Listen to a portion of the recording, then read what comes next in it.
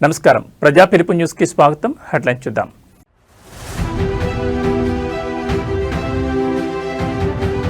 Parliament budget సమావేశాలు ప్రారంభం. రాష్ట్రపతి ద్రౌపది ముర్ము ప్రసంగంతో మొదలు.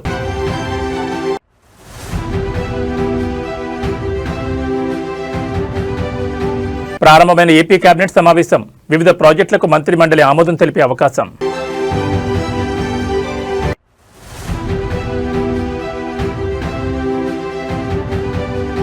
మహారాష్ట్ర డిప్యూటీ సీఎం అజిత్ పవార్ దుర్మరణం.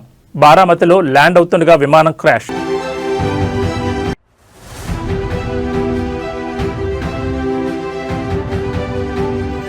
తెలంగాణలో మున్సిపల్ ఎన్నికల నగారా. నేటి నుంచే నామినేషన్ల స్వీకరణ.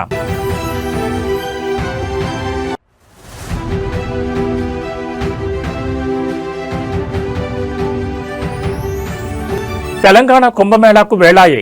ఇవాటి నుండి మేడారం జాతర ప్రారంభం. ఇక డీటెయిల్స్ చూస్తే 2047 నాటికి వికసిత్ భారత్ లక్ష్యంతో కేంద్ర ప్రభుత్వం ముందుకు సాగుతున్నట్లుగా రాష్ట్రపతి ద్రౌపది ముర్ము అన్నారు. ఇవాళ పార్లమెంట్ బడ్జెట్ సమావేశాలు ప్రారంభమయ్యాయి. ఈ సందర్భంగా ఉభయ సభలను ఉద్దేశించి రాష్ట్రపతి ద్రౌపది ముర్ము ప్రసంగించారు. దేశవ్యాప్తంగా 4 కోట్ల మందికి ఇళ్లు నిర్మించాం, 10 కోట్ల మందికి కొత్తగా ఎల్పీజీ కనెక్షన్లు ఇచ్చాం. ప్రపంచంలో ధాన్యం ఉత్పత్తిలో భారతదేశం అగ్రస్థానంలో ఉంది. ఆక్వా రంగంలో ప్రపంచంలోనే 2వ స్థానంలో ఉన్నాం. 150కి పైగా వందే భారత్ రైళ్లు నడుస్తున్నాయి అని ద్రౌపది ముర్ము అన్నారు. ఇన్కమ్ ట్యాక్స్ లో కీలక సంస్కరణలు తీసుకొచ్చాం. 12 లక్షల వరకు ఆదాయ పన్ను మినహాయింపు కల్పించడంతో మధ్యతరగతి ప్రజలకు మేలు జరిగింది. ఆధునిక టెక్నాలజీ పవర్ హౌస్ గా భారత్ను మారుస్తున్నాం. పీఎం సూర్యఘర్ యోజనతో సాధారణ ప్రజలు కూడా విద్యుత్ ఉత్పత్తి చేస్తున్నారు. ఈశాన్య రాష్ట్రాల్లో రైలు కనెక్టివిటీని పెంచామని రాష్ట్రపతి ద్రౌపది ముర్ము అన్నారు. ఇదిలా ఉంటే పార్లమెంట్లో విపక్షాలు ఆందోళన చేస్తున్నాయి. జి రామ్జీ సర్కు వ్యతిరేకంగా నినాదాలు చేశారు. ఈ సమావేశాలు 2 విడతలుగా జరగనున్నాయి. జనవరి 28 నుంచి ఫిబ్రవరి 13 వరకు, మార్చి 9 నుంచి ఏప్రిల్ 2 వరకు జరగనున్నాయి. ఫిబ్రవరి 1న ఆర్థిక మంత్రి నిర్మలా సీతారామన్ బడ్జెట్ ప్రవేశపెట్టనున్నారు.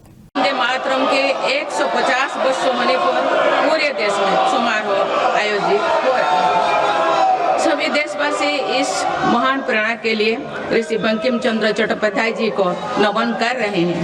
मैं आप सभी संसद सदस्यों को बधाई देती हूं कि इस पूर्ण अवसर पर संसद में विशेष चर्चा का आयोजन किया गया है। माननीय सदस्यगण, इसी दौरान देशवासियों ने श्री गुरु तेग बहादुर जी का 350 शहीद दिवस पर्व पूरी श्रद्धा के साथ मनाया। भगवान बिरसा मुंडा के 150 जन्म जयंती वर्ष के दौरान देश ने उन्हें श्रद्धांजलि दी और आदिवासी समाज के योगदान को याद किया। सरदार पटेल की 150वीं जन्म जयंती से जुड़े आयोजन ने एक भारत श्रेष्ठ भारत के भाव को मजबूत दी। सभी देशवासी इस बात के भी साक्षी बने कि कैसे भारत रत्न भूपेन हजारिका की जन्म शताब्दी के समारोह सूर और देश का एकता के भाव से भर दिया गया है। जब देशवासी अतीत के ऐसे महान पड़ावों और अपने पूर्वजों के महान योगदान को याद करते हैं तो नई पीढ़ी के प्रेरणा मिलती है। ये प्रेरणा विकसित भारत के और हमारी यात्रा के ओर गति देती है।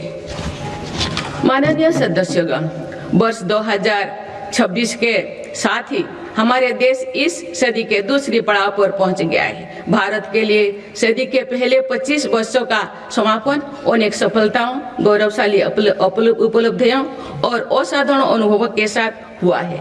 बीते 10-11 वर्षों में भारत ने हर क्षेत्र में अपनी नींव मजबूत की है। ये वर्ष 2047 तक विकसित भारत की तेज यात्रा का बहुत बड़ा आधार है। माननीय सदस्यगण, बाबा साहेब अम्बेडकर ने हमेशा समानता और सामाजिक न्याय पर जोर दिया है। हमारे संविधान भी हमें यही प्रेरणा देता है। सच्चा सामाजिक न्याय यानी देश के हर नागरिक को उसका पूरा हक मिले, बिना किसी भेदभाव से मिले। मेरी सरकार सच्ची सामाजिक न्याय के लिए समर्पित है और इसी का नतीजा है कि पिछले 1 दशक में 25 करोड़ देशवासी गरीबी को हराकर गरीबी से बाहर निकल के सरकार के तीसरे कार्यकाल में गरीबों को सशक्त करने के लिए अभियान और तेजी से आगे बढ़ा है। पिछले 1 दशक में गरीबों के 4 करोड़ पक्के घर बने। बीते 1 वर्ष में 32 लाख नए घर गरीबों के को मिले। जीवन मिशन के 5 वर्षों में 12.5 करोड़ नए परिवारों तक पाइप से पानी पहुंचाया गया है। बीते 1 वर्ष में करीब 1 करोड़ नए परिवार तक नल से जल की सुविधा पहुंची। उज्ज्वला योजना के माध्यम से अब तक 10 करोड़ से ज्यादा परिवारों को एलपीजी कनेक्शंस मिले हैं और ఏపీ ముఖ్యమంత్రి చంద్రబాబు నాయుడు అధ్యక్షతన ఏపీ కేబినెట్ సమావేశమైంది. అమరావతి వెలగపూడిలోని సచివాలయంలో కీలక సమావేశం జరుగుతోంది. రాష్ట్ర సర్వతోముఖ అభివృద్ధి లక్ష్యంగా జరుగుతున్న ఈ సమావేశంలో సుమారు 35కి పైగా కీలక అంశాలపై అజెండాను రూపొందించినట్టు తెలుస్తోంది. ప్రధానంగా రాబోయే అసెంబ్లీ బడ్జెట్ సమావేశాల షెడ్యూల్ ఖరారుతో పాటు రాష్ట్ర బడ్జెట్ రూపకల్పన, సంక్షేమ పథకాలకు నిధుల కేటాయింపై ఈ సమావేశంలో సుదీర్ఘంగా చర్చిస్తారని సమాచారం. ముఖ్యంగా రాజధాని అమరావతి నిర్మాణ పనులు వేగవంతం, కొత్త పరిశ్రమల స్థాపన కోసం వివిధ సంస్థలకు భూ కేటాయింపులు, పాలనాపరమైన సంస్కరణలపై కేబినెట్ పలు కీలక నిర్ణయాలు తీసుకోనుంది. ఇటీవలి ముఖ్యమంత్రి దావోస్ పర్యటనలో కుదిరిన పెట్టుబడుల ఒప్పందాల అమలుపై కూడా మంత్రివర్గం చర్చించనుందని అధికార వర్గాలు తెలిపాయి. అయితే రాజకీయంగా ప్రాధాన్యం ఉన్న ఢిల్లీ పర్యటన కారణంగా డిప్యూటీ సీఎం పవన్ కళ్యాణ్ ఈ సమావేశానికి హాజరు కాలేకపోయారు. రాష్ట్ర భవిష్యత్తును దృష్టిలో ఉంచుకుని తీసుకుని ఈ నిర్ణయాలు ఏపీ రాజకీయ, ఆర్థిక ముఖచిత్రంలో అత్యంత కీలకం కానున్నాయని విశ్లేషకులు అంటున్నారు.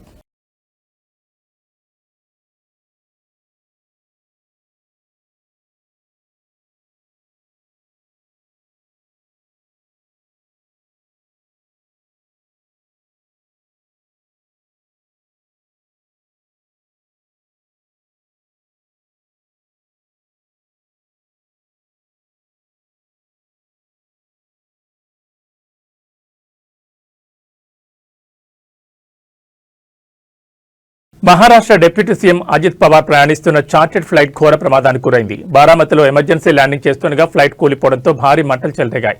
ప్రమాదంలో అజిత్ పవార్ సహా 6 మృతి చెందినట్లు డీజీసీఏ ప్రకటించింది. మృతుల్లో 2 పైలట్లు ఉన్నట్టు తెలిపింది. బారామతిలో జిల్లా పరిషత్ ఎన్నికల ప్రచారంలో భాగంగా ఈ రోజు మధ్యాహ్నం నిర్వహించే బహిరంగ సభలో పాల్గొనేందుకు వెళ్తుండగా చార్టెడ్ ఫ్లైట్లో సాంకేతిక లోపం తలెత్తడంతో ఎమర్జెన్సీ ల్యాండింగ్ చేస్తున్న సమయంలో విమానం క్రాష్ అయినట్టు తెలుస్తోంది. బుధవారం ఉదయం 8:45 విమానం కూలిపోగా వెంటనే భారీ మంటలు చెలరేగి అందులో ప్రయాణిస్తున్న వారంతా అక్కడికక్కడే దుర్మరణం చెందారు. అజిత్ పవార్ మరణవార్త తెలుసుకున్న ఆయన కుటుంబ సభ్యులు ఢిల్లీ నుంచి బారామతికి బయలుదేరారు. అజిత్ పవార్ మృతి పట్ల మహారాష్ట్ర సీఎం దేవేంద్ర ఫడ్నవీస్, ఇతర మంత్రులు దిగ్భ్రాంతి చెందారు. ఆయన కుటుంబానికి ప్రగాఢ సానుభూతిని ప్రకటించారు.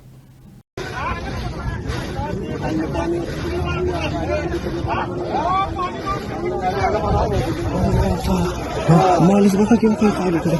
Tumatsal dito. Ay ka?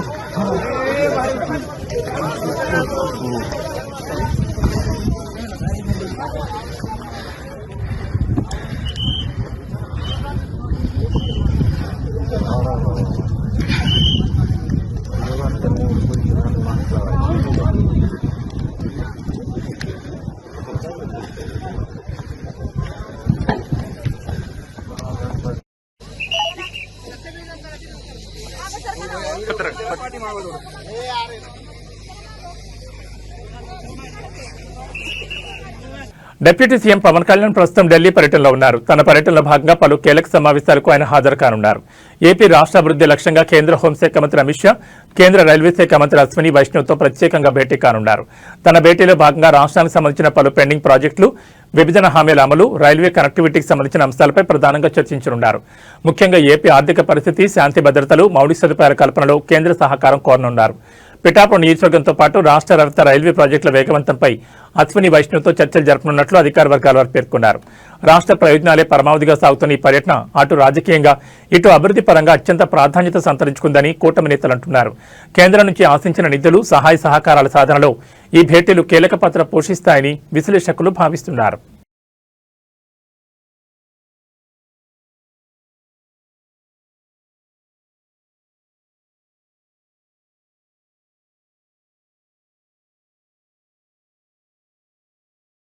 తెలంగాణలో మున్సిపల్ ఎన్నికలకు నగారా మోగింది. వచ్చే నెలలో ఒకే విడతలో ఎన్నికలు జరగనున్నాయి. ఫిబ్రవరి 11న పోలింగ్, 13న కౌంటింగ్ జరగనుంది. 16వ తేదీన మేయర్లు, చైర్మన్ల ఎన్నిక జరుగుతుంది. నోటిఫికేషన్ విడుదలతోనే రాష్ట్రంలో ఎన్నికల కోడ్ అమల్లోకి వచ్చేసింది. పురపోరు కోసం 3 ప్రధాన పార్టీలు పోటాపోటీగా సిద్ధమవుతున్నాయి. పంచాయతీ ఎన్నికల ఫలితాలు కంటిన్యూ చేయాలని కాంగ్రెస్, సత్తా చాటాలని బీఆర్ఎస్, పట్టణ ప్రాంతాలపై పట్టు నిరూపించుకోవాలని బీజేపీ చూస్తున్నాయి. తెలంగాణలో మరోసారి ఎన్నికల హీట్ పెరనుంది. ఇప్పటికే జరిగిన అసెంబ్లీ, పార్లమెంట్ ఎన్నికల్లో కాంగ్రెస్ పార్టీ ఘన విజయం సాధించగా, హోరాహోరీగా సాగిన సర్పంచ్ ఎన్నికల్లో కాంగ్రెస్ మద్దతు పొందిన అభ్యర్థులు అధిక సంఖ్యలో గెలిచి తొలి స్థానంలో నిలవగా, బీఆర్ఎస్ 2వ స్థానం, బీజేపీ 3వ స్థానంతో సరిపెట్టుకున్నాయి. కాగా గ్రామస్థాయిలో ప్రశాంతంగా ముగిసిన ఈ ఎన్నికల తర్వాత ఇప్పుడు పట్టణ రాజకీయాలకు తెరలేచే సమయం వచ్చింది.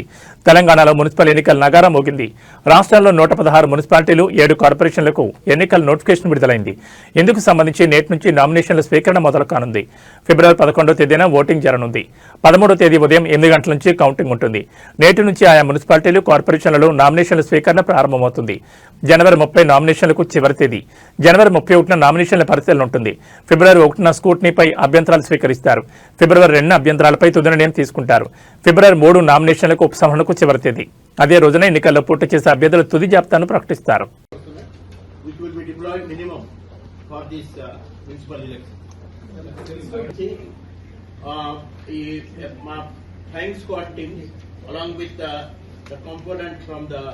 our revenue department also. So they will be starting the checking.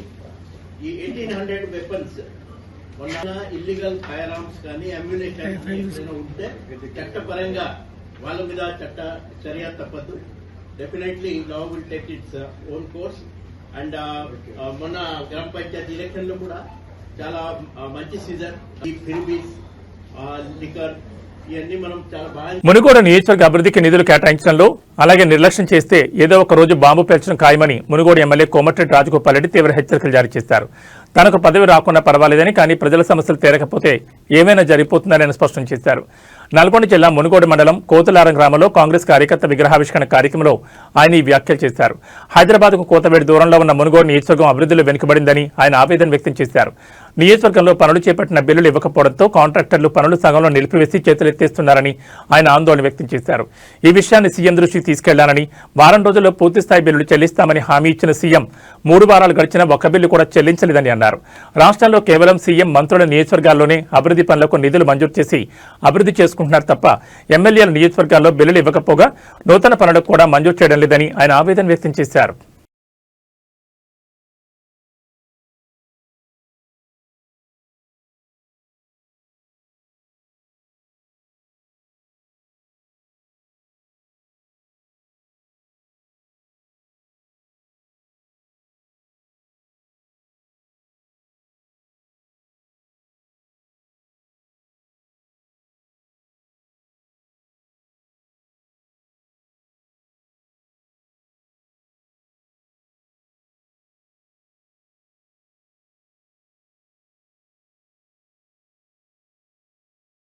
అడవి తల్లి బిడ్డల ఆత్మగౌరవ ప్రతీక, ఆసియాలోని అతిపెద్ద గిరిజన పండుగ అయిన మేడారం సమ్మక్క సారలమ్మ మహాజాతర నేడు అత్యంత వైభవంగా ప్రారంభం కానుంది.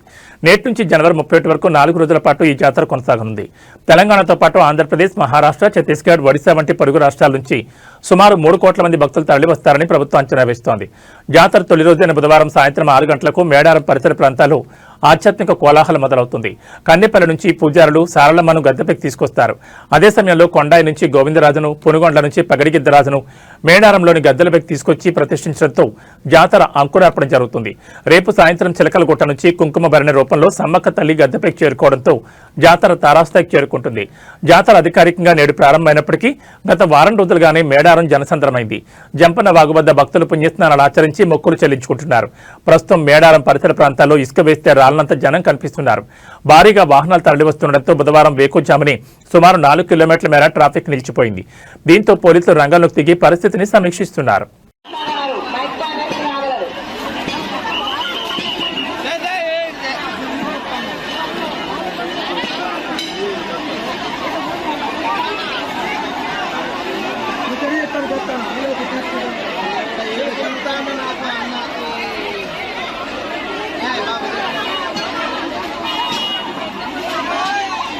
వర్ధనపేట మాజీ ఎమ్మెల్యే ఆరూరు రమేష్ తిరిగి సొంత గూటికి చేరుకోనున్నారు. బీజేపీ ప్రాథమిక సభ్యత్వానికి సోమవారం రాజీనామా చేసిన రమేష్ ఇవాళ సాయంత్రం 6 గంటలకు హైదరాబాద్లోని తెలంగాణ భవన్లో బీఆర్ఎస్ వర్కింగ్ ప్రెసిడెంట్ కేటీఆర్ సమక్షంలో ఆయన గులాబీ కండువ కప్పుకోనున్నారు. వర్ధనపేట మున్సిపల్ ఎన్నికల వేళ ఆరూరు రమేష్ తిరిగి బీఆర్ఎస్ పార్టీలో చేరనుండటంతో రాజకీయ ప్రాధాన్యం సంతరించుకుంది. 2024 మార్చిలో బీఆర్ఎస్ ను వీడి బీజేపీలో చేరిన రమేష్ అదే ఏడాది జరిగిన లోక్సభ ఎన్నికల్లో వరంగల్ పార్లమెంట్ నియోజకవర్గం నుంచి బీజేపీ అభ్యర్థిగా పోటీ చేసి ఓడిపోయారు. ఆ తర్వాత రాజకీయంగా ఆశించిన స్థాయి ప్రాధాన్యం లభించకపోవడం, పార్టీలో క్రియాశీలక ప్రాధాన్యం తగ్గిపోవడం ఆయన అసంతృప్తికి కారణమైనట్టు తెలుస్తోంది.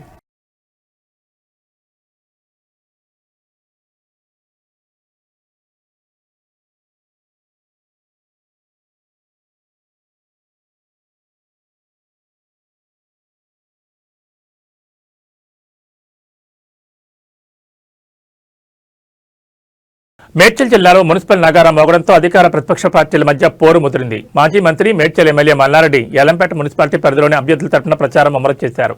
యల్లంపేట కౌన్సిలర్ అభ్యర్థులను భారీ మెజార్టీతో గెలిపించాలని ఆయన ఓటర్లను అభ్యర్థిస్తున్నారు. యల్లంపేటతో పాటు మూడుచింతలపల్లి, అలియాబాద్ మున్సిపాలిటీలో కూడా బీఆర్ఎస్ జెండా ఎగురవేయడమే లక్ష్యంగా ఆయన ప్రణాళికలు సిద్ధం చేశారు. అభ్యర్థుల ఎంపికలో స్థానిక నాయకులు, కార్యకర్తల అభిప్రాయాలకు ప్రాధాన్యమిస్తామని, అందరూ కలిసికట్టుగా పనిచేయాలని ఆయన పిలుపునిచ్చారు. ఇప్పటికే ఆయా మున్సిపాలిటీలకు పార్టీ అధిష్టానం ఇన్ఛార్జీలను కూడా నియమించింది. ప్రభుత్వంపై ఉన్న వ్యతిరేకతను అనుకూలంగా మార్చుకుని మున్సిపల్ ఎన్నికల్లో క్లీన్ స్వీప్ చేయాలని మల్లారెడ్డి తన అనుచరులకు దిశానిర్దేశం చేస్తున్నారు.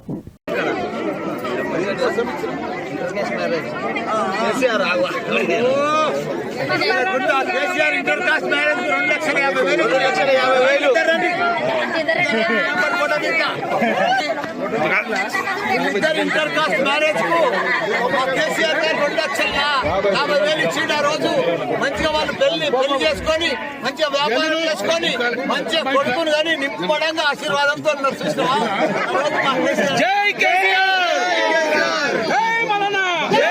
వేగంగా వెళ్తున్న కారు అదుపు తప్పి పిల్లను ఢీకొట్టడంతో ఇద్దరు ప్రాణాలు కోల్పోయారు. ఈ షాకింగ్ ఘటన హైదరాబాద్ నగరం మేడిపల్లి పోలీస్ స్టేషన్ పరిధిలో చోటు చేసుకుంది. మౌలాలీలోని స్నేహితుడి ఇంటి వద్ద జరిగిన ఫంక్షన్ కి నిఖిల్ కారులో వెళ్లి వస్తూ పోచారం సద్భావన టౌన్షిప్ లో ఉంటున్న స్నేహితులను దింపేందుకు వెళ్తుండగా మేడిపల్లిలోని Uppal Narapalli elevated flyover pillar number 97 వద్దకు రాగానే వాహనం అదుపు తప్పింది. దీంతో పిల్లర్ నెంబర్ 97ను బలంగా ఢీకొట్టింది. ఈ ప్రమాద సమయంలో కారులో మొత్తం 8 మంది ప్రయాణిస్తుండగా వనపర్తి జిల్లాకు చెందిన ఇంజనీరింగ్ విద్యార్థులు సాయి వరుణ్, నిఖిల్ అక్కడికక్కడే ప్రాణాలు కోల్పోయారు. కారు వేగంగా ఢీకోవడంతో వాహనం నుజ్జునుజ్జైంది. కాగా కారు పరిస్థితిని చూస్తే ప్రమాద తీవ్రతను స్పష్టం చేస్తోంది. ఇదిలా ఉంటే ఈ ఘటనలో వెంకట్, రాకేష్, యశ్వంత్ అనే ముగ్గురు విద్యార్థులు తీవ్రంగా గాయపడగా వారి పరిస్థితి ప్రస్తుతం విషమంగా ఉన్నట్టు సమాచారం. అదృష్టవశాత్తు సాత్విక్, హర్షవర్ధన్, అభినవ్ అనే మరో ముగ్గురు విద్యార్థులు స్వల్ప గాయాలతో ప్రాణాపాయ నుంచి బయటపడ్డారు. సమాచారం అందుకున్న వెంటనే మేడిపల్లి పోలీసులు ఘటనా స్థలానికి చేరుకుని క్షతగాత్రులను చికిత్స నిమిత్తం ఆసుపత్రికి తరలించారు. ఈ మేరకు కేసు నమోదు చేసుకున్న పోలీసులు మితిమీరిన వేగమే ప్రమాదానికి కారణమని ప్రాథమికంగా నిర్ధారించి దర్యాప్తును కొనసాగిస్తున్నారు. కాగా ఈ ప్రమాదానికి సంబంధించిన పూర్తి వివరాలు ఇంకా తెలియాల్సి ఉంది.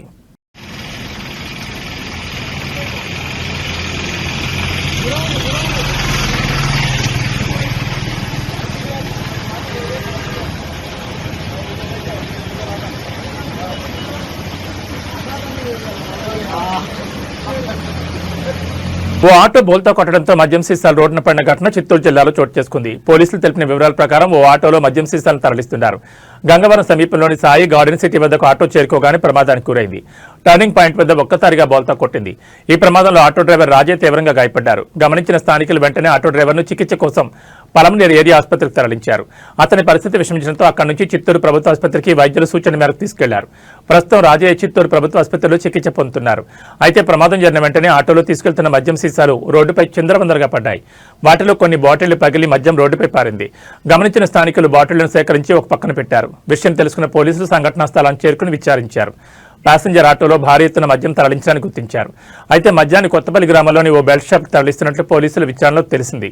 ఘటనపై పోలీసులు కేసు నమోదు చేసుకుని దర్యాప్తు చేస్తున్నారు.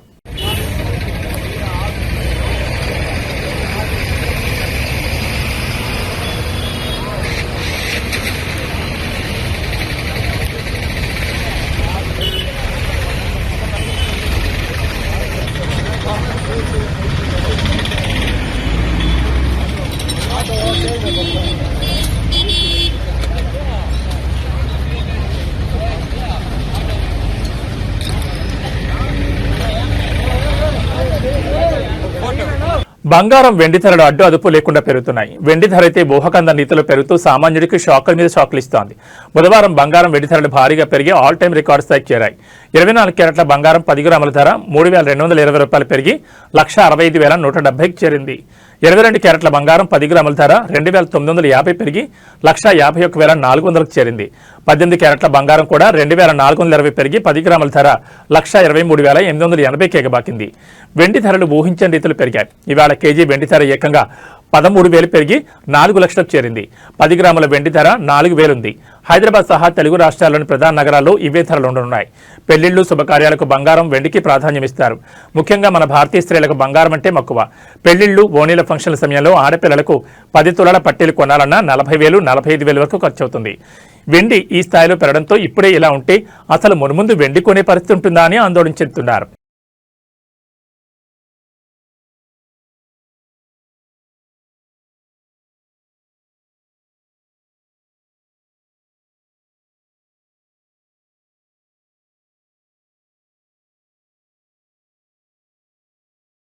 ఇవి బులెటిన్ విశేషాలు. నమస్కారం.